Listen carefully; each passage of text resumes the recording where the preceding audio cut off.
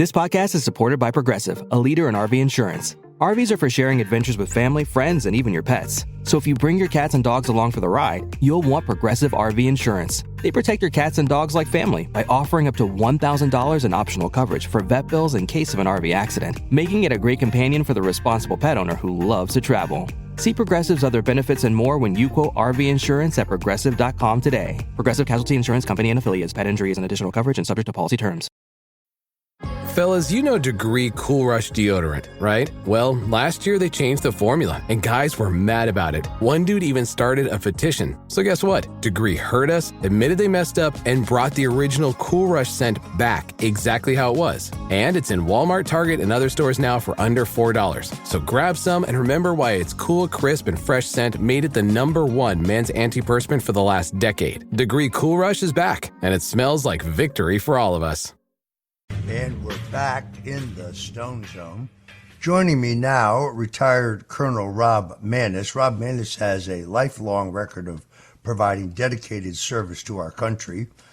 He made the decision as a 17-year-old high school senior to enlist in the United States Air Force and has served in uniform as the country faced multiple crises around the world.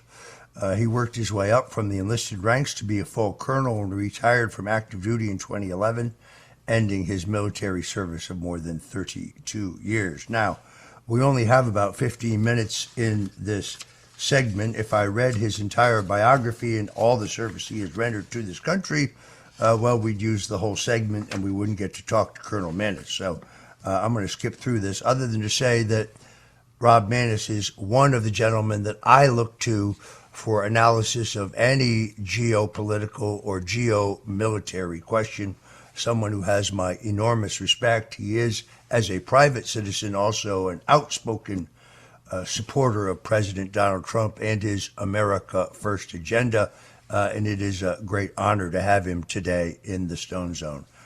Colonel Maness, welcome. Hey, Roger. Thanks for having me.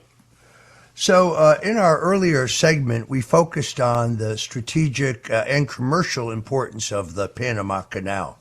Now, I worked in 3 presidential campaigns on the staff of Ronald Reagan in 1976 when he challenged Gerald Ford for the Republican nomination. I was the national director of youth for Reagan, working directly for Senator Paul Laxalt, the national chairman of our campaign. In 1980, when I was the Northeastern Regional Director for Ronald Reagan's presidential campaign, handling New York, New Jersey, and Connecticut. And then in 1984, when I handled those 3 states, plus all the states in New England, all the way to the Canadian border, plus at the recommendation of President Nixon, the Reagan campaign also assigned me Ohio, on the theory that if you took one large state and you kept it out of Walter Mondale's clutches, that he could not possibly win. Remember it very well. Nixon told Reagan, assign Ohio to Stone, he said. Stone's an animal. I always considered that a compliment. But Ronald Reagan was right when he warned us that this day would come.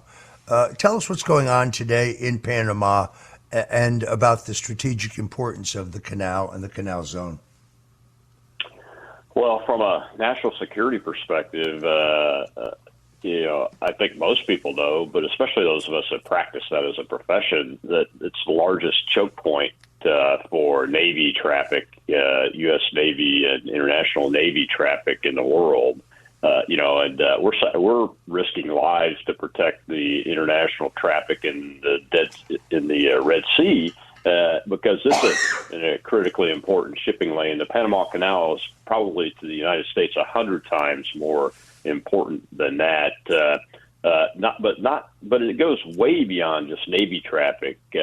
China controls the companies at each end of the canal, the port companies at this point, and every company that's Chinese has a part of it, if not wholly owned by the Communist Chinese Party or the People's Liberation Army and Navy. So it's extremely important that we get control of that back. And I think the president had lined up, President Trump had lined up to have a company buy those ports, but China's obviously pushing back against that deal. But you know what else is going on? Economically, I don't know if you guys talked about this in your last segment, but we're trying to expand our liquefied natural gas, LNG marketing, out to new markets. And the Panama Canal is crucial to that because the LNG exporter capability in the United States, it's on the Gulf Coast in Louisiana and places like that.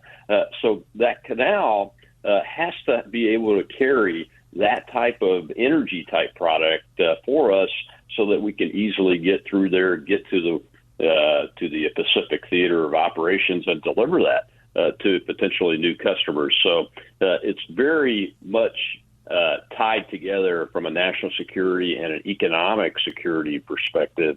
And obviously, with everything that's going on in the world, the more that we can have direct control over from a trade perspective, the better off our country's going to be. And I think the president's done the exact right thing with the tariff issue. I was pleased to see the Liberation Day yesterday. I still have a smile on my face with that because it puts the manufacturing capability is going to come back to the United States that we have been offshoring for decades now, and it's made us weak. You know, China controls 90% of the precursor materials for antibiotics. We can't make antibiotics on our own without the Chinese Communist Party, so we have to bring that type of manufacturing back.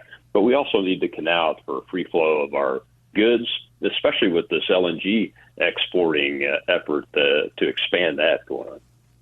This episode is brought to you by Loom by Atlassian. Are you feeling stuck at work? Get your team unstuck with Loom video messaging and move work forward. Use Loom to simultaneously record both your screen and yourself to share a quick update, provide feedback, train a colleague, and everything in between. Plus, add Loom AI to your meetings for instant written notes and recordings. Try Loom today at Loom.com. That's LOOM.com. Parents of tweens, if you're familiar with far-off drop-offs... Dad, stop, right here. Or get DMs about what's for dinner, you may be experiencing tween milestones. For your son or daughter, these can start at age 9. HPV vaccination, a type of cancer prevention against certain HPV-related cancers, can start then too. For most, HPV clears on its own. But for those who don't clear the virus, it can cause certain cancers later in life. Embrace this phase. Help protect them in the next. Ask their doctor today about HPV vaccination. Brought to you by Merck. This episode is brought to you by Cadillac. When you have 4 new tires, every drive feels fresh. Right now, buy 3 select tires and get 1 for just $1 during the Cadillac Certified Service Fresh Start Tire event. Visit Cadillac.com/service offers or see dealer for full details. At participating U.S. GM dealers only. Highest or equal value tire will be $1. Offer ends 5/31/2025. Not available with other offers. Anyone can follow. It takes something special to be an original, which is why the 2025 Lincoln Navigator SUV arrives with new ways of surrounding you in luxury, including the ultra-wide 48-inch panoramic display and the multi-sensory Lincoln Rejuvenate experience. A true original never stops evolving. So meet the 2025 Navigator, the original that's all new and better than ever. Learn more at Lincoln.com. Lincoln and Navigator are trademarks of Ford or its affiliates. As someone who served his country at the highest levels of our military, I have to ask you about what has become known as Signal Gate. Now, I'm amused to see senators like Mark Warner of Virginia, who I went back and looked. He had no problem whatsoever when Robert Malley, a high-level Biden State Department official, was sharing classified documents with the Iranians. He actually never even got fired. They just suspended his security clearance. They also let his Confederates who were involved in the transfer of these classified documents to Iran continue in their positions at state. He never said a word. When Hillary Clinton got caught sending 30,000+ classified documents over an illegal computer server located in her bathroom, once again, not a peep from Mark Warner. But now he's in a lather about a signal exchange in which, based on what I've seen, no classified information was exposed. Give us your take on Signalgate, if you will. Well, let's talk about the information itself. There's been a lot of angst about that and lathering up, as you said, with Senator Warner and his ilk over that information. None of that information was classified, not one iota of it. There were not enough specifics in that thread for anything to be classified. But even if Secretary Hegseth, and that's the information that most people are talking about, is what he put into the chat, or his phone did, put in, he is the original classifying authority on there, just like President Trump is the overall original classifying authority for every single piece of classified. Secretary Hegseth, the defense secretary, is the OCA for that information. And even if it had been classified, if he chose to put that in there, it's declassified from that perspective. So now let's talk about Signal itself. It's an end-to-end encrypted chat. And this is one of the areas that I'm concerned about, is that the National Security Team and National Security Council team, especially under Mike Waltz, they got to get that stuff together. They have to investigate how that reporter Goldberg from the Atlantic, I mean, the worst fake news guy, Russiagate, all of it, the suckers and losers lie, all of that they tried to use to hurt President Trump and the team was due to that one guy. So that's a major issue, and I'm not seeing anything yet that makes me satisfied that team is cleaned up internally, and that they don't have people that have access to their information threads like the Signal chat that shouldn't have access to it. So Waltz has got to get that fixed.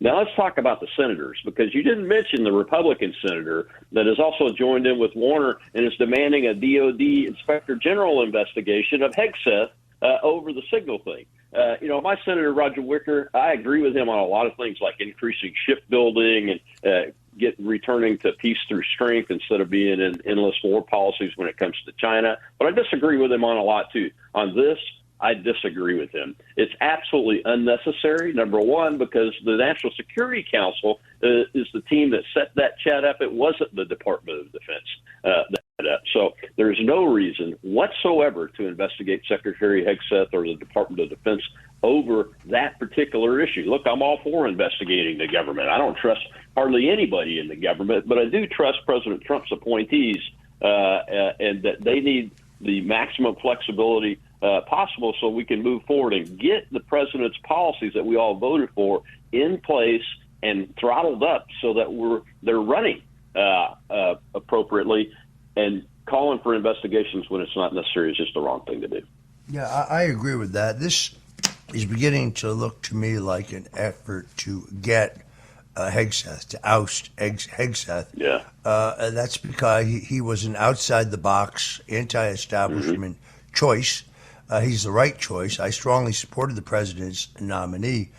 When I defended this on a show with Chris Cuomo, it was amazing the way they twisted what I said. See, I don't trust any online service, encrypted or unencrypted. I frankly think they're all vulnerable to being hacked. They're all vulnerable to being monitored. So I always operate on the assumption that anything you put in writing online, you should assume that someone else is going to have the ability to see it. So don't say stupid things online. That's kind of my attitude. Right. I was defending these people, but if you read their story, it makes it appear like I was criticizing them, which I was not.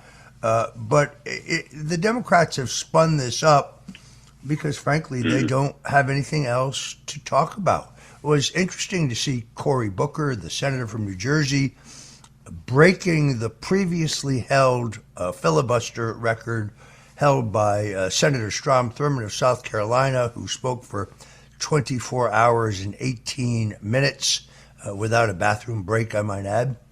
Back in 1957, Cory Booker has now broken that record. He spoke for slightly longer, but strangely enough, with all that time, he never explained why, when he was the mayor of Newark, New Jersey, he authorized the Newark City Water Authority, known as Watershed, to pay $200,000 to his law firm, which he then put in his pocket. And when confronted by reporters, he said that he didn't vote for that. Yet, and they're hard to find, but when I found the actual formal minutes of the meeting, he was not only in the chair, but he also voted for the disbursement. Then he came up with 3 different explanations as to why he got that money. Once he said it had no connection to Watershed, that it was the buyout of his portion of the law firm. Another point, he said it was deferred compensation. I'll tell you what it was. It was graft. That's what it was. And he's never answered that question. I actually wrote a biography on him. It's called Spartacus, the real Cory Booker story. It's now out of print, but I might bring it back to tell you the truth.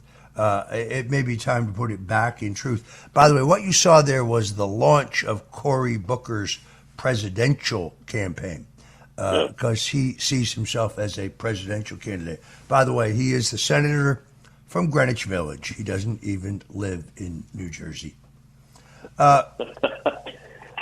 Sorry. I hope to get a copy of that book, sir. I got to pull it out of mothballs. I published it when he was running for president, but his campaign was such a flop, didn't sell many copies. Yeah. But if he's going to run again, I may have to republish it again.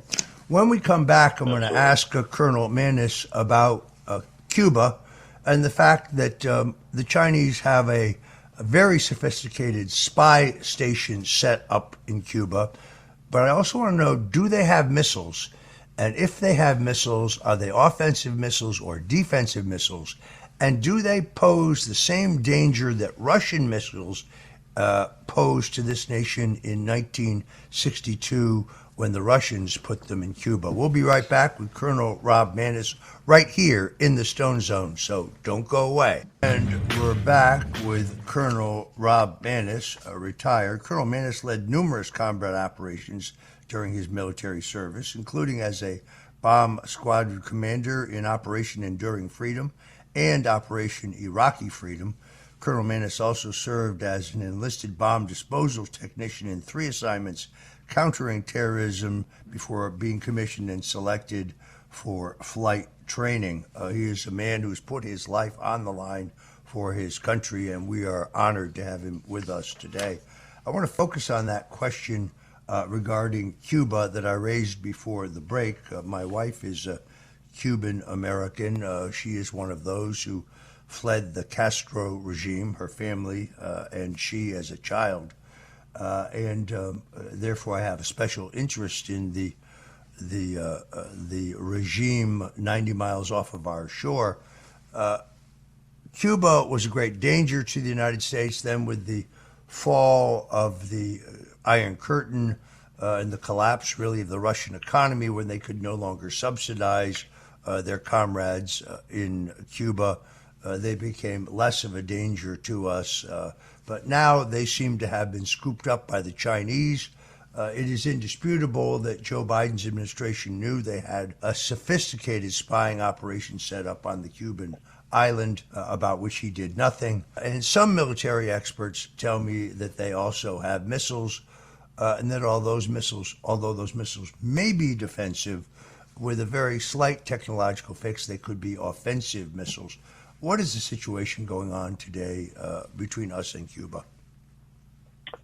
Well, I think with President Trump coming into office, you're going to see the view of the United States from an official perspective change back to one of questioning why are the Chinese armed forces allowed to have bases on the island? Why are they being allowed to run these surveillance operations on the island? They're so close, as you reminded us, it's 90 miles away. So electronic surveillance capability that we have today is much more effective than it would have been even 10 years ago. Not just that, but there are cable lines that give them access to the digital networks inside the United States that they are able to get access to, being in such close proximity and uncontrolled. And I think, and I hope that we're going to see the national security team start putting pressure on the Cuban government again to get those forces removed. But one of the conflicting issues, though, is the Russia-Ukraine war, Roger. And as the president tries to stop the killing over there, I wish it could happen tomorrow, because that's going to be a conflicting issue when every time we talk about China being 90 miles away, the other side gets to talk about, well, we're letting, Russia, expecting Russia to allow NATO to be right up against its border. And so that kind of debate will get generated out of that. But knowing President Trump, he'll ignore that and push through to take care of the interests of the United States of America in both of those situations. And I'm so glad that he's in office, because we're going to stop. We're going to get the killing stopped in Europe and get that situation resolved. Yeah, I don't think it's an illegitimate argument, by the way. We signed the Budapest Memorandum, in which we promised when the Russians united East and West Germany, or they allowed us to have it reunited, we agreed not to push Ukraine into NATO, which means not to mount NATO missiles on the ground in NATO aimed at Russia. We reaffirmed that in the Minsk Accords. We are in violation.